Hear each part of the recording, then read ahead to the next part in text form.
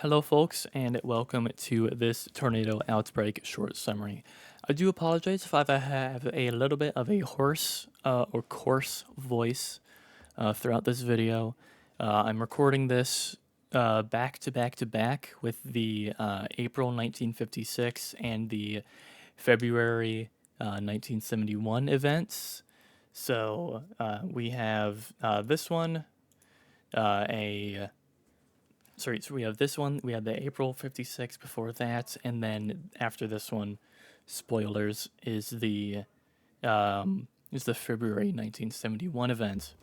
So again, I apologize for my coarse voice. I did definitely not get enough water before this, but I started the recording anyway, so here we go. This is the January 24th, 1967 tornado outbreak. With a blindingly white amount of graphics here, you sure as hell know that I am not recording this in the middle of the night because, ooh boy, not fun. Okay, we had just to let you know some information behind this event. We have a negatively tilted trough that is essentially just a bunch of pressures that lean to the right. That is called a negative tilt.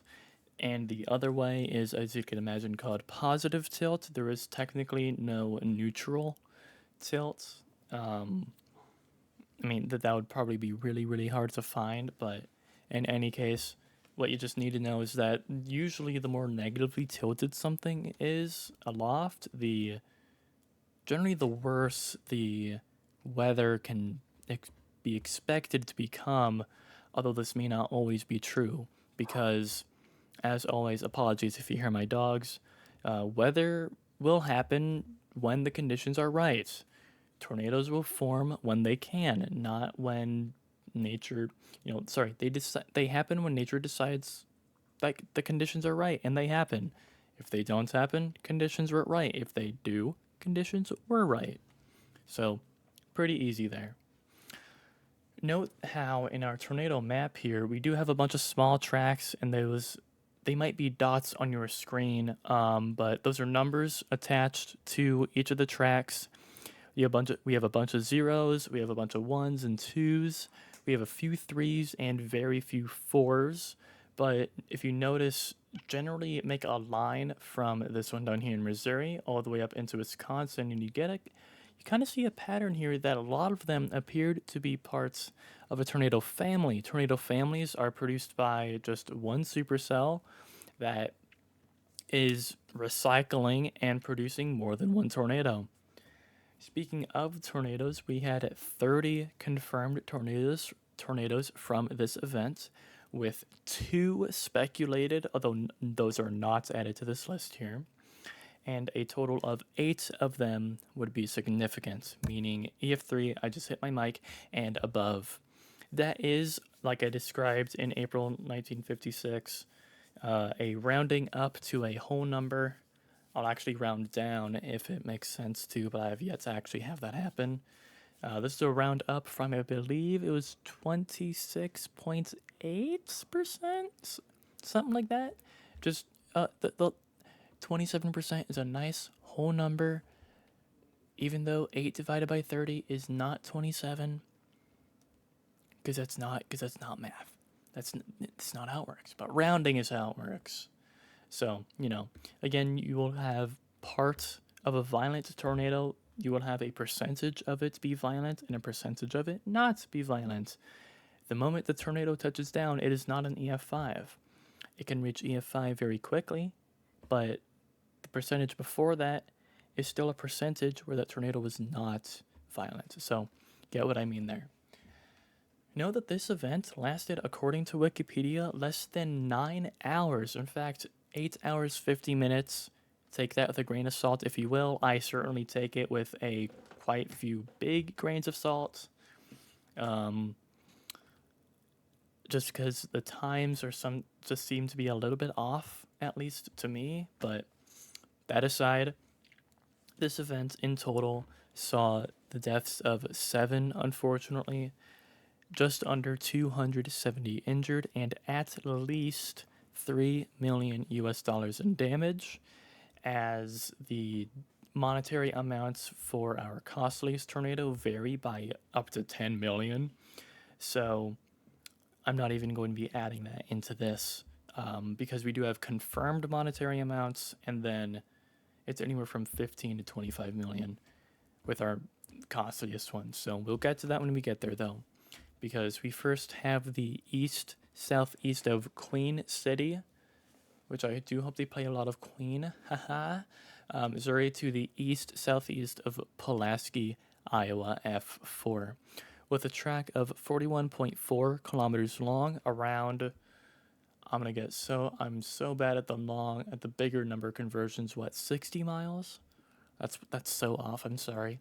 This tornado reached around 400 meters wide, thankfully not killing anyone, although causing 2 injuries and an estimated $2.525 million in damage.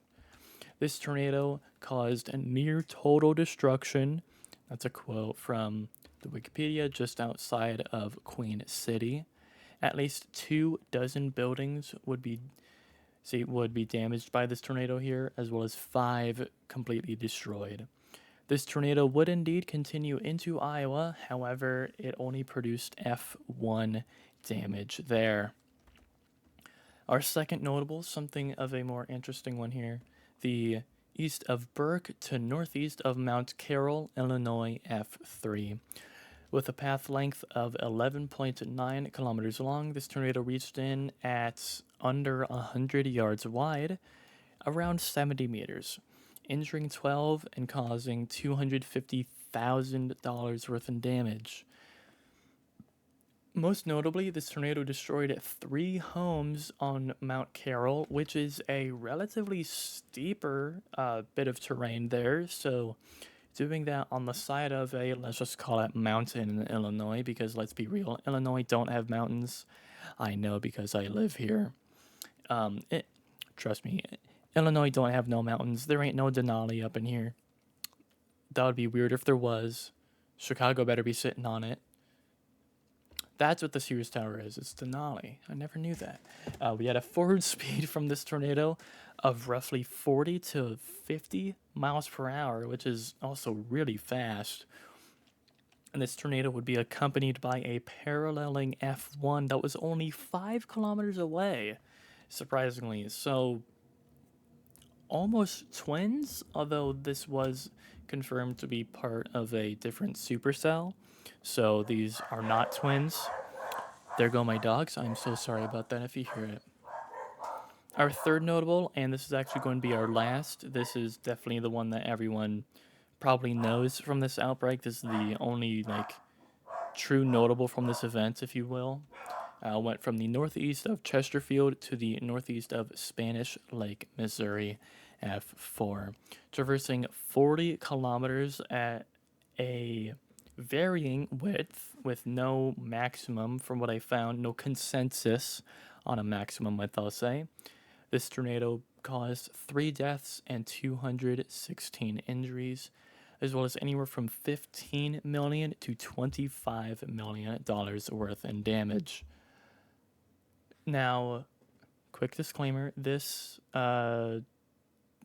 track here is indeed from Tornado Talk. Tornado Talk doesn't allow copies of images because, I don't know, they're not getting credited. I don't know why people wouldn't credit their sources. I certainly have been doing so in every single one of my videos. I didn't mention this in the April 56 outbreak video, but all of my sources are in the description. And so Tornado Talk, I'm sorry, but I'm using your tornado track image because it's good and it's really helpful, and I'm not getting any monetary benefit from this. This is fair use, per fair use law, you know. Anyways, with that out of the way, this tornado apparently had a skipping path of major destruction, end quote, which is debatable. I'm definitely not one for the descriptor of skipping with tornadoes, because that either means you had one tornado on the ground with varying levels of damage, or you straight up did have numerous small tornadoes. And I would much rather have it be one tornado. That makes this a lot simpler. So we're going to say that and go on with our lives. This tornado destroyed 168 homes, damaging 1,700 more. As we can see in this colored photograph here, it almost damaged a Mustang. How horrendous. This tornado would also affect 600 businesses, damaging or destroying them in some way, shape, or form. With no tornadic reports to the east of the Mississippi River, this is where the tornado ends, right at the Mississippi River. Again, no reports of damage. Hitting St. Louis, this F4 is straight up one of the worst tornadoes to ever happen to St. Louis, which gets its fairer share of tornadoes than you might think, though this definitely isn't the Oklahoma City suburbs. Note that because at the time the WSR-57 was one of the most advanced pieces of weather radar, and because this radar was so close to the supercell, or rather vice versa, the supercell was so close to the radar, it made it difficult for the 57 to detect this tornado.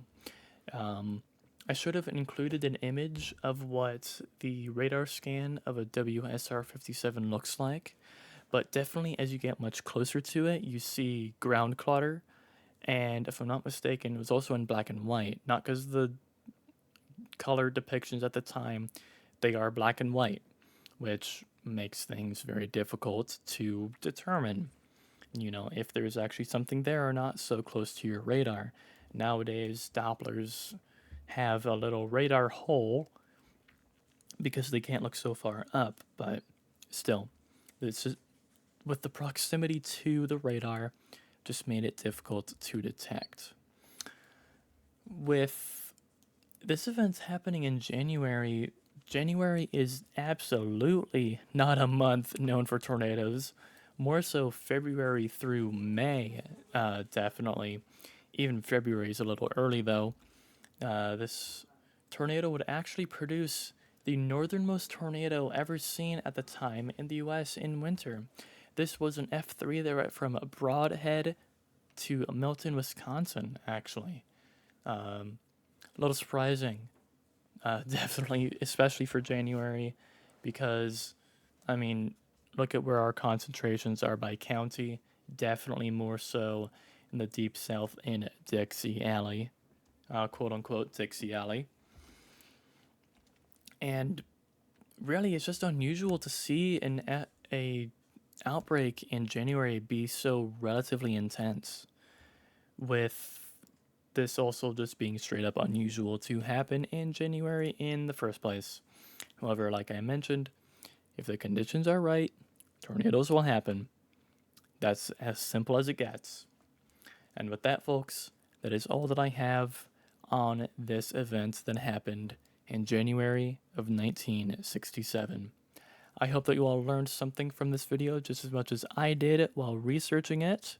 I will have, again, all of my sources in the description below with what exactly they are for, and I'll see you in the next one. I appreciate all of you for watching.